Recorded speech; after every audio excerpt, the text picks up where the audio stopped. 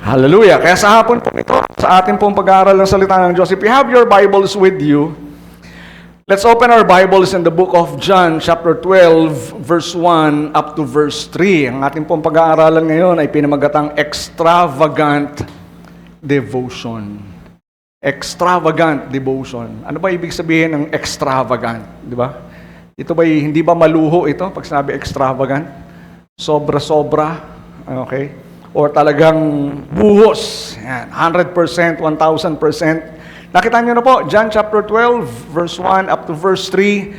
I'll be reading from the New Living Translation Bible. Sabi po dito, 6 days before the Passover celebration began, Jesus arrived in Bethany, the house of Lazarus, the man he had raised from the dead.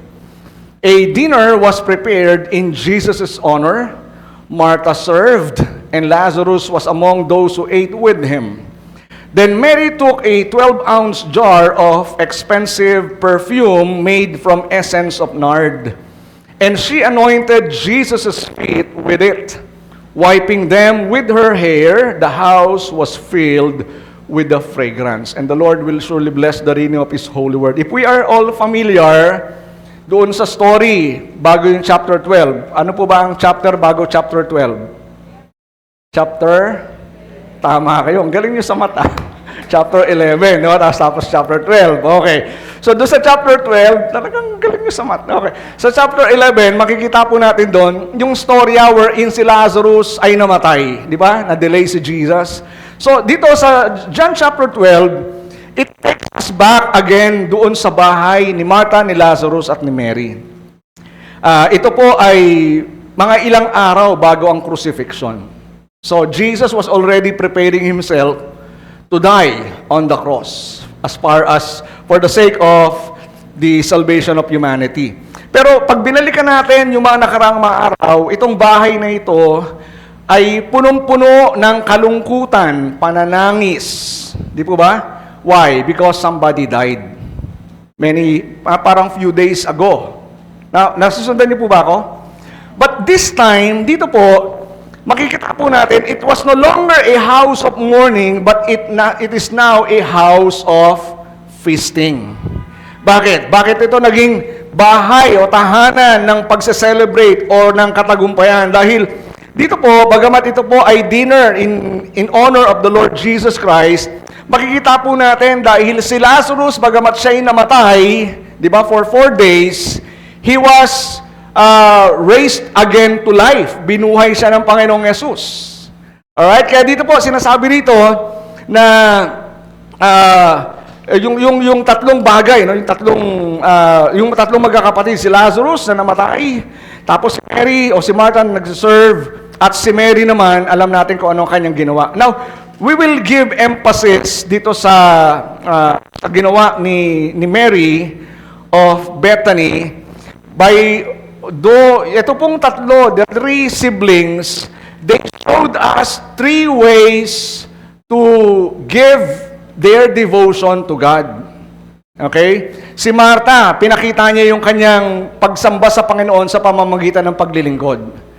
The first time that we saw her, the first time that we read about her, di ba, naglilingkod siya, tapos nagreklamo. Tama? Luke chapter 10. Okay, sabi niya, Panginoon, sabihin mo ngayon sa kapatid ko, tulungan ako. That was the Martha. But this time, she was already serving with joy. And then si Lazarus, he doesn't need to talk. He doesn't need to do anything. Yung kanyang buhay pa lang, it was already a display kung ano ang ginawa ng Panginoong Hesus sa kanyang buhay. Di ba? Si Lazarus, kailangan, nandun lang siya, doesn't need to say anything. Pero yung bawat hininga ni Lazarus, yung bawat tibok ng kanyang puso, ito po ay nagpapahayag ng kaluwalhatian ng Diyos. Tama po ba? And here, si Mary, on the other hand, what she did, okay, siya po ay talagang with boldness, ay nagbigay siya ng klase ng offering na ito po yung ating pagtutuunan ng pansin na kung saan ay ibinigay niya yung napakamahal na pabango as an expression to worship Jesus. Okay? So this passage teaches us about what true worship looks like. Dahil tayo po ay sumasamba sa Diyos. And what kind of worship are we giving God? Kaya nga yung ating title is Extravagant Devotion. It's not just extravagant worship, but extravagant devotion. So, Mary's devotion, take note, Mary's devotion was not casual, was not convenient, it was not calculated. Mary's devotion was extravagant, costly, and it is unforgettable. Why unforgettable? Because until now, even up to this time, yung ginawa ni Mary, inaalala pa rin natin. Two things that I want to share with you this afternoon about extravagant devotion, so that as we live in glory or for the glory of God, in honor of Him, unang-una, extravagant devotion begins with a heart transformed by Christ. Kung nais po natin na magkaroon ng extravagant devotion, ang simula po niyan, ang pinagmumulan po niyan ay isang pusong binago ng Panginoong Hesus. You cannot give anything to God. You cannot really give a devoted life to God if you have not experienced His grace and His love. That's the reason why, dito po, si Mary, when before he poured out the perfume, di ba, bago niya ibuhos yung napakamahal na pabango kay Jesus. Si Jesus po ang nauna who already poured out His grace not only upon her, but upon her family. That's the reason why genuine worship is always a response to what Christ has done.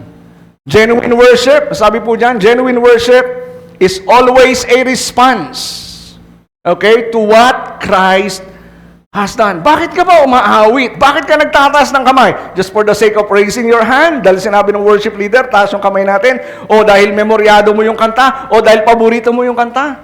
Or you're raising your hand, you're singing songs, because your heart was touched by the grace of God, and you are just expressing yung pagpapasalamat at pagsamba sa Diyos dahil sa ginawa niya sa buhay mo. Di ba? Overwhelming gratitude. That's why, lagi kong sinasabi, when we serve not out of obligation, we serve out of gratitude. Because if you will serve God, if you will give anything to God, kung magbibigay ka sa Diyos dahil obligado mong gawin ito, dahil responsable ka dyan, o responsibility mo ito, then, kapatid, kaibigan, darating ang panahon, magre-reklamo ka. Pero kung ikaw ay maglilingkod, magbibigay sa Diyos, dahil ikaw ay nagpapasalamat, then you will always express that with thanksgiving. Amen? That's why dito po, una, makikita po natin that Mary recognized Jesus beyond the crowd. Extravagant worship or devotion begins with a transformed heart. Okay, she recognized Jesus beyond the crowd. While yung mga tao po, ine-enjoy nila dahil handaan ito eh. Di po ba? Pagka kayo po ba napunta sa isang handaan, sa isang kasal, what's the focus of your attention? Pagkain, kasal. Pero ang focus nyo, ano yung handa? Hindi yung focus nyo, ano ba yung itsura ng kinasal? Because that's their day. Tama po? Kaarawan nila, araw nila yun eh. Ano yung itsura ng bride? Ano yung itsura ng groom? Pero tayo po, na pumunta ng handaan, we don't care about the bride and the groom. We care about the food. Amen? Ano ba yung handa? Masarap kaya yung dessert nila. Di ba? Just like here, makikita po natin. While others were enjoying the meal, na-enjoy nila yung meal. Si Mary po, she saw something greater. She saw the worthiness of Jesus. Yung iba nakatingin sa handa. Pero si Mary, nakapako lang yung mata niya kay Jesus. And she saw her worthiness. Alam niyo, marami sa mga tao doon sa Bethany, kilala nila si Jesus bilang teacher, bilang miracle worker, bilang kaibigan marahil. Pero si Mary, she saw Jesus as somebody who is worthy to be worshipped. Amen? Hindi siya na lost sa crowd. Ang daming tao, ang daming handa, ang daming ingay, but her focus was Jesus Christ. That's devotion. Amen? That's devotion. That's why true worship begins when we see Jesus for who He really is. Sino ba si Jesus para sa'yo? Religious figure? Miracle worker? Or when you see Jesus, you see Him, you know Him, that He is God. And because He is God, He is worthy to be worshipped. Tayo, napakaraming mga distractions sa mundong ito. And sometimes we focus our attention on these distractions. Nalilimutan natin tingin sa Diyos. Nalilimutan natin na tingnan, kilalanin, na bagamat napakaraming pagsubok problema sa mundong ating kinagagalawan, there is one truth that sustains everything. God is always God. Amen? He is always God. Kaya nga, dapat makita natin kung sino si Jesus, kung sino siya talaga. That's why dun sa Matthew chapter 16, verse 16, nung tinanong ni Jesus yung kanyang mga disciples, but who do you think I am? What do people say I am? Ano ba sinasabi ng mga tao patungkol sa akin? Sabi nila, ikaw isa sa mga propeta, you're Jeremiah, you are Isaiah, or one of the prophets. But you, who do you say I am? And in verse 16 of Matthew 16, ano sabi ni Pedro?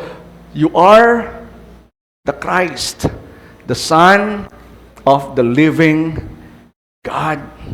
There was such a revelation. Amen? Kaya sabi ni Jesus kay Pedro, flesh and blood did not reveal this to you, Peter. But it was revealed to you by my Father in heaven.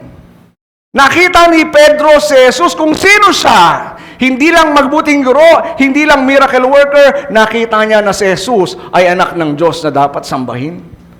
Andito po ba tayo? So we need to see Jesus for who He really is. That's why the difference between casual followers and true worshipers is spiritual perception. Ikaw ba'y casual follower lang? Pag sinabing casual follower, you follow, you do, out of convenience. Libre ba ako? Pwede ba ako? Okay? Sobra ko ba to? Di ba? You follow out of convenience. But a true follower of Jesus, it results from spiritual perception. That's why, mga kapatid, the depth of our worship is determined by the clarity of our vision of Christ. Yung lalim ng pagsamba mo, yung lalim ng devotion mo sa Panginoon, ay nakabase kung paano mo kinikilala at nakikita ang Panginoong Hesus. Amen? We need to understand that si Mary, she saw Jesus differently from everyone else in the room. Andun yung kapatid niya, kuya niya, ate niya, andun yung ibang mga disciples, but she saw Jesus differently. She saw Him as God. Secondly, she served and lived from a place of gratitude. Extravagant worship begins with a heart transformed by Christ. Paano nangyari ito? Because she served and lived from a place of gratitude. Alam nyo, yung buong pamilya, they were transformed by Jesus. Kaya sabi ko kanina, may nakita natin yung tatlong klase ng expression ng devotion, ng worship. Di ba makita natin si Martha, she is now serving joyfully. Amen? Si Lazarus naman, nandun lang, nakaupo, kasama ni Jesus, kumakain. He doesn't need to say anything, pero yung bawat hinga niya, bawat heartbeat, tibok ng puso, bawat galaw niya, testimony ng kabutihan ng Diyos. Amen? Minsan sa buhay natin, hindi mo kailangan magsalita Hindi mo kailangan kung ano man ang yung sabihin, kundi yung buhay mo mismo, it can be a living testimony of God's goodness, of God's love. Na yung buhay mo dating wasak, yung buhay mo dating madumi, yung buhay mo ganito dati, punong-puno ka ng bisyo, kasalanan, pero ngayon dahil binago na ka ng Panginoong Hesus. You are now a living testimony, not of your own goodness, but you are a living testimony that God is good and He loves you very much. Amen? Palakpakan nga po natin ang Panginoon. Hallelujah! And si Mary, she worshiped extravagantly. So everything they did flowed from gratitude. Lahat ng kanilang ginagawa ay nanggagaling saan? Saan sabi diyan? It flows from gratitude. Dahil ang puso nila ay nagpapasalamat. Kaya madalas kong sinasabi, di ba, we are eternally indebted. We are eternally grateful. Amen? Magpasawalang hanggan, even after this life. Matapos ang buhay na ito, dahil sa biyaya ng Diyos sa buhay mo, kapatid, even in eternity, you will still give God the glory and the praises. Kasi bakit ka nakapunta ng langit? Hindi dahil mabait ka. Kaya ka napunta ng langit, kaya mo na-enjoy ang presensya ng Diyos dahil sa biyaya ng Diyos sa buhay mo. Amen? Kaya nga sabi ng Psalmist sa Psalm 103 verse 2, ano sabi dyan? Psalm 103 verse 2, let all that I am, sabi ng Psalmist, let all that I am praise the Lord. Let all. Sabihin, hindi lamang yung isip mo, hindi lang yung kalahating katawan mo, di ba? Can you worship God kalahati lang? Ano ka na stroke? Ang tawag doon ay stroke form of worship. Di ba? Kalahating porsyento lang. Let all that I am praise the Lord. May I never forget the good things He does for me. Huwag nating malimutan yung mga bagay na ginawa ng Diyos sa buhay natin. Kaya nga, we need to keep on be reminded of the goodness of God in our lives. Amen? So that our hearts will continuously flow with thanksgiving. Kasi pag hindi natin naalala o nalimutan natin ang kabutihan ng Diyos, alam niyo, mapupuno ng pagrereklamo ang buhay natin eh. Tama po ba? Maraming bagay na pwede ring ireklamo. Hello? Totoo lang. Di ba? Ang dami, no? Pero, bagamat may mga dahilan para ka magreklamo, napakarami ring dahilan para ka magpasalamat. At bilang anak ng Diyos, bilang Kristiyano, bilang mananampalataya, dapat ang lumalabas sa bibig natin ay pagpapasalamat. Ang pinapahayag ng buhay natin, pagpapasalamat, hindi pagrereklamo. Amen? That's all that I am. That's why when we remember what Christ has done, when we remember what Christ has done for us, worship becomes a delight. Ang sabi niya, becomes a delight rather than a duty. It's a delight. Sabihin, gustong-gusto mo. Right? Hindi yung duty lang. Di ba, parang halimbawa, sino dito po nagtatrabaho? Yan, taas po ang kamay ng mga nagtatrabaho. Yan, mga nagtatrabaho. Yung bang pagpasok nyo from Monday to Friday, is that out of duty or out of delight? Out of, ano yan? Out of necessity. Kailangan kayo sweldo. Di ba? Kasi kung yung trabaho mo, out of delight, di ba? You're excited. Sa umaga pa lang, excited ka nang pumasok. Tama ba? Excited ka na sa gagawin mo because it's your delight. That's why laging madalas ko sinasabi sa mga estudyante ko, if you're going to find for a work, if you're going to apply for a work, make sure that you look for a job. You apply for a job that you enjoy doing. Yung may enjoy mong gawin. Kasi kung hindi mo may enjoy yung ginagawa mo, di ba, you will drag yourself from your house to your office place. Hahatakin mo lang yung sarili mo. Natutuwa ka pag Biyernes. Nalulungkot ka pag Linggo ng gabi. At iniisip mo, bakit ba yung Lunes napakatagal sa weekend? Di ba? At yung Biyernes napakalapit sa weekend, no? Parang, well, anyway. So dito po, it becomes a delight rather than a duty. Kaya nga, katulad din ni Lazarus, no? Si Lazarus, just like Lazarus na nandun lang, nakatayo, tayo po bilang mga nanampalataya, sabi ko nga kanina, we should be a living testimony also of God's grace. Our devotion to God must be a delight. Yung something that you enjoy doing. Amen? Di ba yung pagdalo ng service, pagbabasa ng salita ng Diyos, pananalangin, pag-worship, becomes your joy. It's a delight rather than a duty. Hindi yung, ay, kailangan ko magbasa ng Diyos, ng salita ng Diyos, ng Bible kasi kailangan. No. Diba? You desire for it. You long for it and you enjoy doing it. And thirdly, extravagant begins with a heart that is transformed by Christ. She approached Jesus with humility and surrender. Si Jesus po, o si Mary po, hindi po niya inanoint si Jesus like royalty. No? Rather, what she did, lumuhod siya. She knelt before him and anointed his feet. That's an act of humility. Kung tutusin po, what Mary did was something shocking. It was beyond the decorum, no? Talagang yung ginawa niya, very bold. Hindi talaga ginagawa normally. Lalo na yung pagpunas niya ng kanyang buhok sa paanan ni Jesus. It was really beyond the normal thing. Dahil ang buhok ng mga kababaihan during that time was their glory. Kaluwalhatian nila yun eh. Nandito po ba tayo? Talagang maingat sila sa buhok nila. And giving that, igamitin mo ito para ipamunas ng paa, something na talagang people will criticize you. No? Pero anyway, so she approached Jesus with humility and surrender. Tayo rin po. No?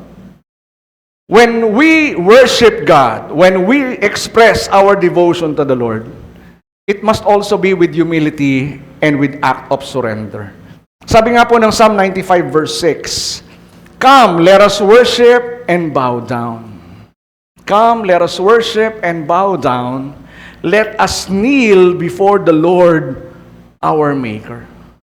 Kneeling is an expression of surrender and humility.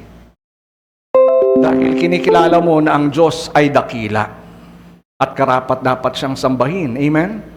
You know, you cannot worship God with arrogance. You cannot worship God with pride in your heart. That's why yung mga tao po na ang tingin nila sa sarili nila, they can do all things out of their own ability, they cannot acknowledge that God is God. Kaya sila walang Diyos eh. Because for them, the concept of God is only for those who are in need. So if I don't need anything, I don't need God.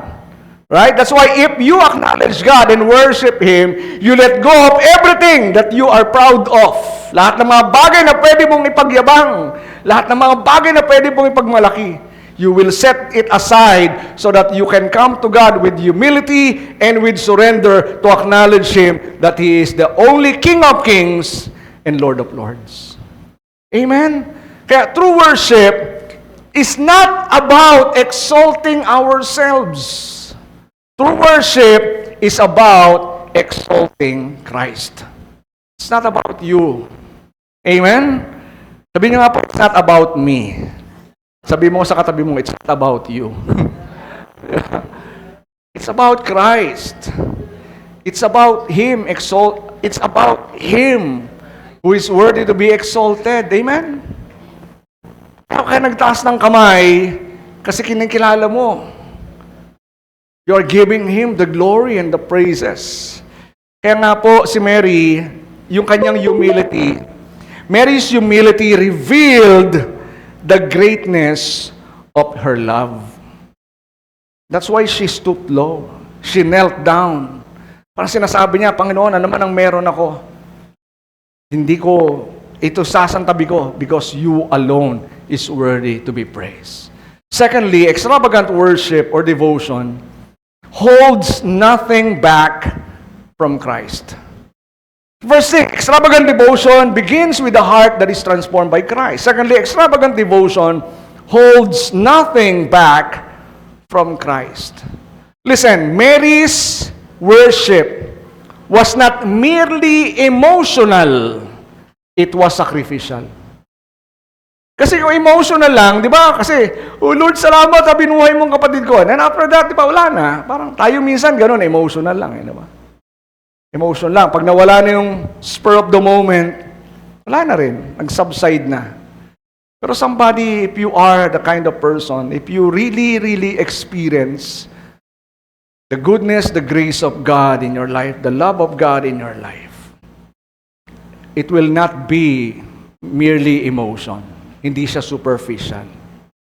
Kasi alam mo kung ano yung kinakatayuan mo, the reason why you are standing, the reason why you have a right standing before God, the reason why you are accepted, it's not because of your goodness, it's not because of your performance.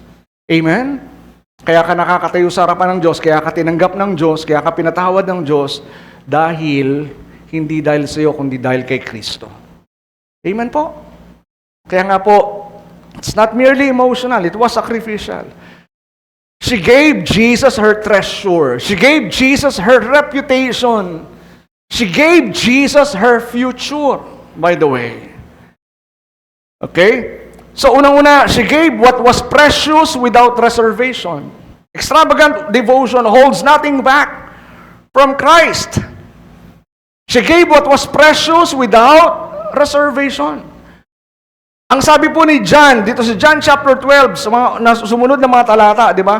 Ang sabi ni John, yung pabango na binasag at ibinuhos ni Mary sa paa ni Jesus, it was an expensive perfume.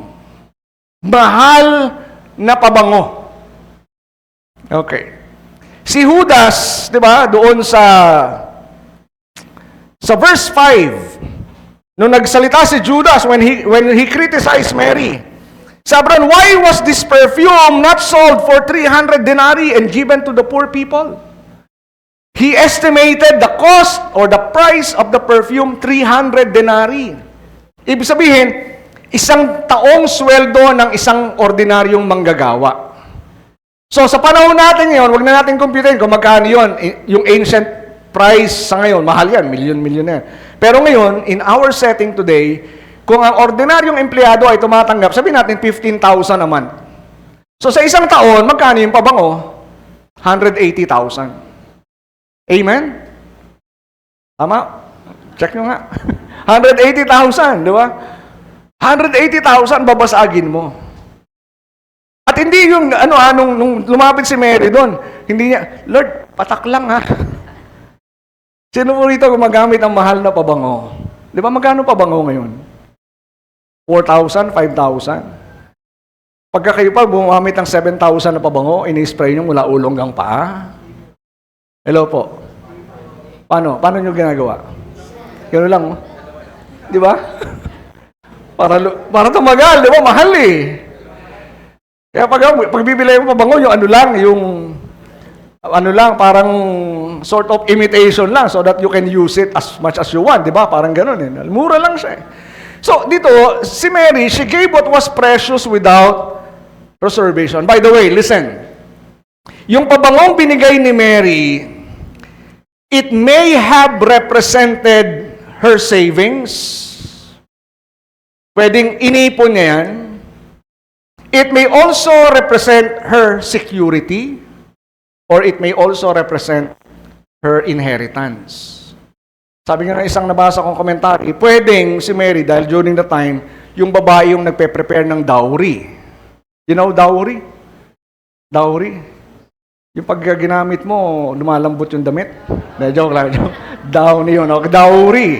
Dowry. Naalala ko yung aking kaibigang Indian, classmate ko siya sa seminaryo. Nung kinasal yung kanyang kapatid na babae, they need to prepare a dowry. Ang laki. Bahay, ginto, ang laki. Kasi, depende pa yun kung ano yung age ng lalaki. The more na tumatanda yung lalaki, bumababa yung dowry. Okay? Kaya kung gusto mo nilang mag-asawa na medyo mababa yung dowry, mag-asawa ka na medyo matanda. Pero pag bata yung Indian na lalaki, mas mataas. Are we here po? So, possible na yung pinambili ni Mary ng nard, it may represent her dowry, and yet, di ba, kaya sabi ko, yung binigay ni Mary, it was without reservation. It was her future. Kinabukasan niya yan. Kasi kung binigay niya na yun, paano pa siya makakapag-asawa? Amen? And yet, she entrusted her future to Jesus. Hindi to yung attitude na bahala na si Batman, ha? Di ba? Kaya nga, hindi to calculated. Kaya nga sabi ko, it's not calculated. It's not out of convenience. It was sacrificial. She knew what she was doing. And it was without reservation. Binuhos niya yung bawat patak. Paano natin nasabi yun? Binuhos niya yung bawat patak. Hindi naman niya binuhos na ganun eh. Binasag niya eh. Amen? When you break the vessel, wala na matitira ron. It means yung intention mo, ibuhos lahat. Hindi yung, halimbawa, ito, cup, di ba? Kung ibubuhos mo ganyan, di ba pwedeng may matira, no? Kalahati lang, no? Pero what she did, she broke the vessel. Kaya nga it was without every reservation. She poured out every drop. And that's extravagant. Kaya nga sinasabi ni Paul sa Romans chapter 12, verse 1. Ano sabi rito? Sa New Living Translation. Romans chapter 12, verse 1. Sabi rito, and so, dear brothers and sisters. Ano sabi dyan sa inyo? And so, dear brothers and sisters, I plead with you to give your bodies. Sabi niyo nga po, bodies. Okay, I plead with you to give your bodies to God because of all He has done for you. Let them be a living and holy sacrifice, the kind He will find acceptable. This is truly the way to worship Him. A living sacrifice. Yung bang sinasabi rito, I plead with you to give your bodies, hindi niya sinabi part of your bodies. Buo. Amen? Hindi kalahating katawan, hindi kamay lang. Hindi dalawang paa. Your whole body. When we give our worship to God, in order for it to be extravagant, it must be our whole life. Not just 95% of your life. God, listen, God is worthy of all or none at all. Amen? Dalawa na lang yata yung nag-amen. God is worthy of all or none at all. If we cannot give God our all, how can we give God 95%? He's not worthy of 95%. Kaya sabi ni Paul, offer your bodies a living sacrifice. In contradiction to the Old Testament, yung Old Testament, ang iniaalay nila, dead bodies. Amen? Dead bodies. Ngayon, sinasabi ni Paul sa New Testament, living sacrifices. God doesn't need you to die for Him, but He wants you to live for Him. Amen? Your life must be an expression of worship to Him as an expression of your gratitude for everything that He has done for your life. Shall we give the Lord the best clap of praise? Hallelujah. That's why love for Jesus is revealed not merely by what we say, but what we surrender. Hindi lang kung ano yung sinabi mo. Words are cheap, by the way. Hindi yan nasusukat sa kung anong sinabi mo, ano pinangako mo. Nasusukat yan kung anong sinurrender mo, kung anong binigay mo. That's why si David, he understood the worthiness of God. Nung sa 2 Samuel 24:24, di ba na mag-o-offer siya, kailangan niya mag-offer sa Diyos. Ang sabi ng may-ari ng lupa, mahal na hari, sa iyo na lahat. Libre, bibigay ko. Lahat ng offering, lahat ng panggatong, lupa, sa iyo na lahat. Libre. Ano sabi ni David? I will not offer to God something that cost me nothing. Because David understood that to worship God, he must give his best. Amen? So si Mary, sa kanya po, settled na eh. Settled na yung tanong. Kung si Jesus ba karapat dapat? Settled na yun. For Mary, Jesus was worthy. Sa inyo po ba, settled na si Jesus karapat dapat? He is worthy. To her, nothing was too valuable for Christ. Kung si Jesus pinakamahalaga, wala nang masahalaga pa sa kanya. Dahil siya na yung pinaka. Amen? So it was without reservation. Secondly, she surrendered her reputation for the sake of Christ. Binigay niya yung reputasyon niya, sinurrender niya, sinuko niya yung reputation niya.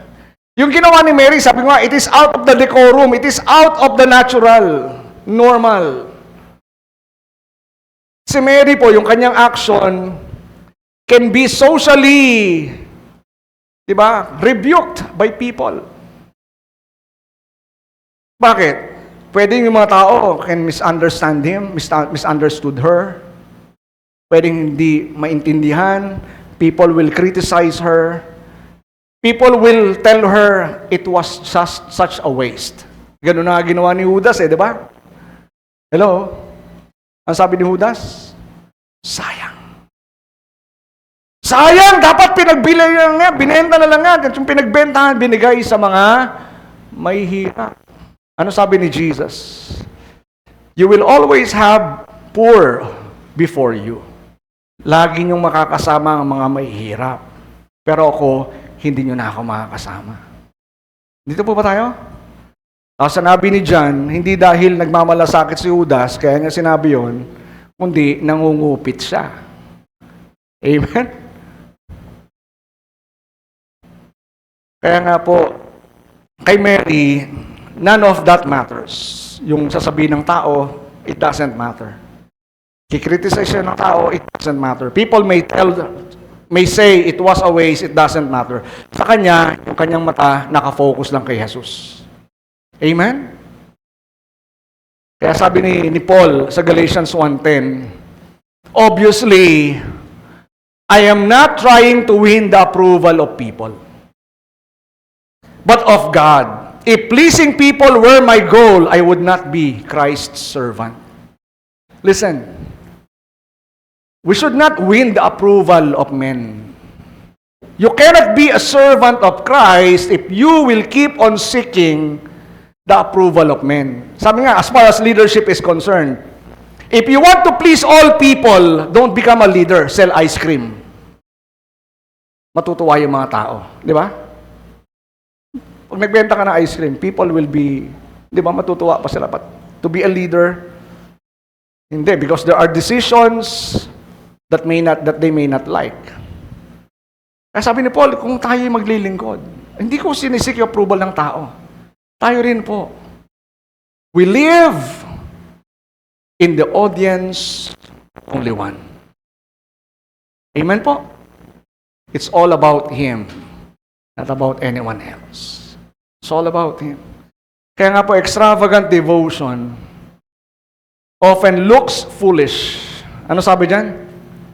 Extravagant devotion often looks foolish to those who do not understand the value of Christ.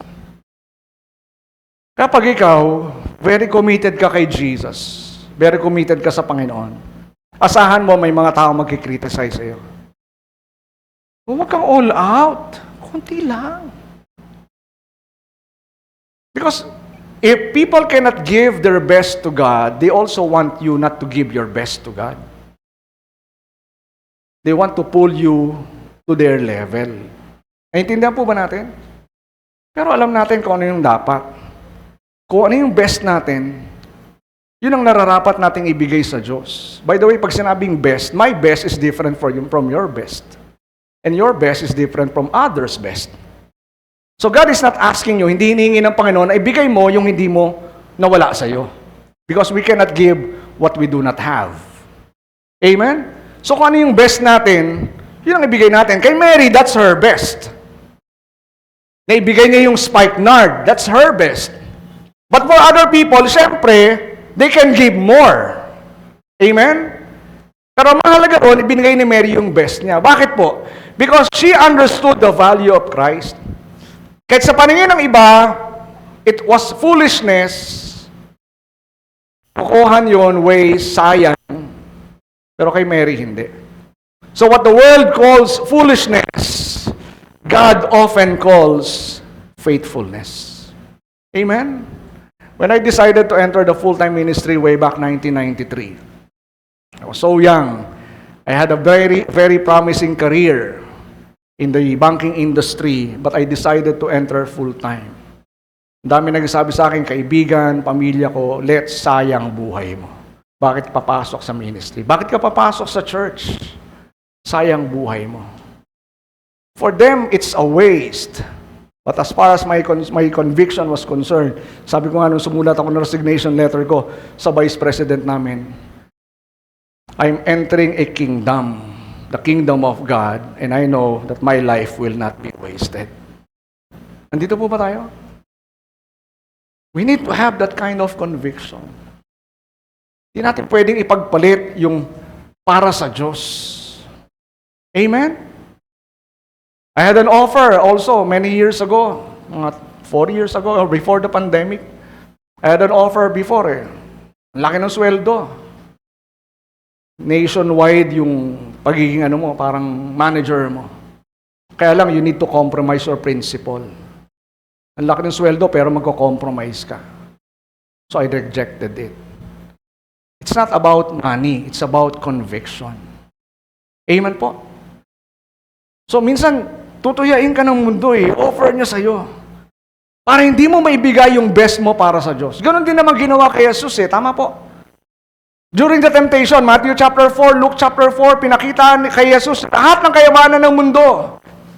At sabi ng Satanas, ibibigay ko sa iyo lahat ng ito if you will bow down before me and worship me. Ganon din ang gagawin ng Diyos, ng Diyos ng sanlibutan na ito. I-offer niya ang lahat, di ba? Promotion, monetary increase, opportunities, perks of different kinds, para lamang i-compromise mo yung principle mo. Para maging busy ka sa trabaho, puro trabaho, yung devotion mo, yung pananampalataya mo, yung pagsamba mo sa Diyos, na isang tabi mo na, hindi mo na ginawang importante, hindi mo na na-prioritize. Bakit? Naging busy ka sa mga bagay sa mundong ito, which by the way, are temporary. Amen? I'm not saying, hindi mahalaga ang trabaho. Amen? Hindi mahalaga ang negosyo, hindi mahalaga ang sweldo. Mahalaga sila, kailangan natin sila. But we cannot put them above and beyond kung ano ang halaga ng Diyos sa buhay natin. Amen? I hope we understand. And lastly po, she left behind a fragrance that filled the house and lives on. Yan ang maganda dun Diba, nung binasag niya yung spikenard, hindi lang sa kanila yung ni Jesus at sa kanya It filled the whole house. At alam natin, di ba, yung fragrance, kung paano gumagalaw ang molecules, Molecules travels, amen? Naalala ko nun, nung ako'y grade 5. Nasa unahan ako Ako po, lagi nasa unahan ako po. Grade 5. Yung topic ng teacher namin sa science about molecules. Molecules. So she was explaining how molecules travels. Maya-maya may nagpasabog sa likod. Umabot hanggang harap. Sabi ng teacher ko, see, molecules travels. No, that's an example how molecules travels. No, you know, dito rin kay Mary, I believe, no, lumagpas ng bahay yung amoy nito And wherever Mary went, amoy pa rin sa kanya yun Diba? Subukan niyo na bang pumasok sa iyong restaurant, paglabas mo, amoy restaurant ka pa rin. Amoy usok ka pa rin. I believe so. Ito nangyari dito, no? Kaya sabi ni John, the house was filled with a fragrance. Yung pagsampa ni Mary, it affected everyone around her. Both negative and positive. Negative si Judas, ba? Apektado no? Apektan ba? Kaya pag tayo sumamba, nagmuhay tayo ng isang klase ng buhay na dedicated sa Diyos, people will be affected, whether positive or negative. People will criticize you, people will praise you, or people will, in a way, compliment you about it. So it affected everyone around her. Kaya yung pabango, yung fragrance, yung bango, no? Kumalat yan. Her worship could not be hidden. Hindi pwede yung dedication mo sa Diyos, yung devotion mo sa Diyos. Ikaw lang at ang Diyos ang nakakaalam. Di ba? Can your life as a Christian be just between you and God? Makukwento ko na naman yung classmate ko, yung kasama ko sa JPIA nung college. Nung sinesharean ko doon sa aming library sa office ng JPIA, sinesharean ko ng gospel. Sabi sa akin, alam mo, born again din naman ako Sabi ko, alam mo Brad, hindi ko nakikita na born again ka. Otherwise, di kita share. Secret Christian ako. Secret Christian? May secret Christian ba? Baka sa school, sa office nyo, hindi alam na born again kayo, Ano kayo, secret Christian? They should know that you are a Christian. Amen? Right there and then, paalam nyo. Kung hindi, though they will keep on tempting you, kasi sa office na, yung first job ko, sinabi ko na, born again ako, kaya yung Friday night out nila, hindi ako sumasama eh. Para extreme nga ako nun, sa paningin nila eh. Outing, hindi ako sumasama. Christmas party, hindi ako sumasama. Kasi natataon, may camp. Okay. So I will rather be in the camp rather than sa party. So alam nila, ako, Silet, huwag mo na yayain yan. Born again yan. May Bible study pa. No, sarcastic yung dating. Di ba? Pero ikaw, alam mo, that's your dedication. Amen po? So, it cannot be hidden. Kaya nga, dito kay Mary, di ba? Si Mary, sabi niya sa Matthew 26 verse 13, yung another version, hindi na binanggit na si Mary to eh. Okay, hindi ko na basahin yung 2 Corinthians, no? Doon sa Matthew 26 verse 13, ang sabi ni Jesus, I tell you the truth. Wherever the good news is preached throughout the world, this woman's deed will be remembered and discussed. Yung ginawa ni Mary kay Jesus, it was not limited during their time. Yung ginawa ni Mary nakarating hanggang sa panahon natin ngayon. At makakarating pa rin yan sa mga susunod na panahon. It will be remembered. And not only that, what you will do for Christ, it will be remembered throughout eternity. Lagi ko na sa alala before, naririnig sa aming dating pastor, ang mga ginawa niyo sa mundong ito pwedeng malimutan, pero ang ginawa niyo kay Jesus, kailanman hindi malilimutan. Amen? Shall we give the Lord the best clap of praise? Tayo pong lahat ay tumayo. Hallelujah! Kaya sa buhay po natin,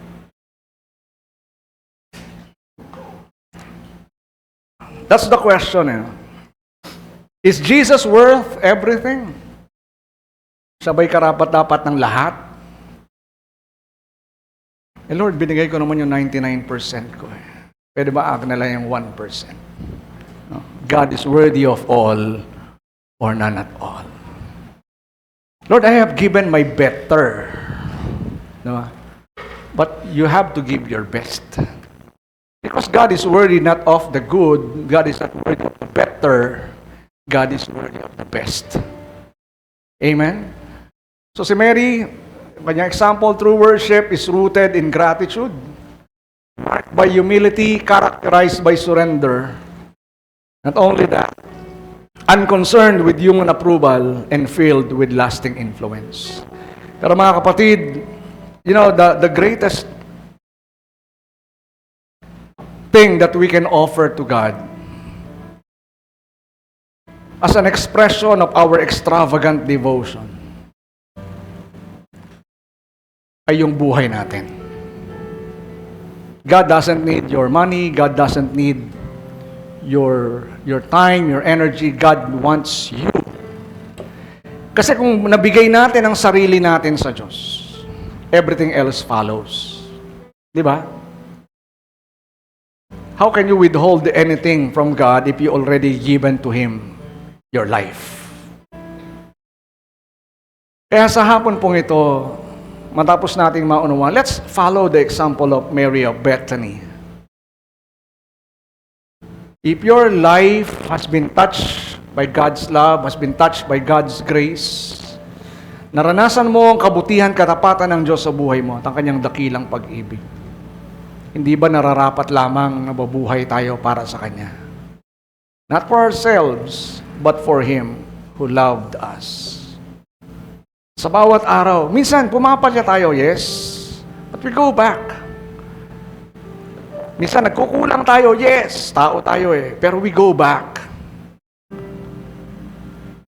Huwag mawala yung pagnanais sa buhay natin na may bigay sa Diyos yung karapat-dapat para sa Kanya. Huwag nating ipagkait sa Panginoon ang pwede nating ibigay. Amen? Panginoon, narinig mo ang awitin ng iyong mga anak. Ito po ang panalangin at naisin ng aming pong puso, ng aming pong buhay.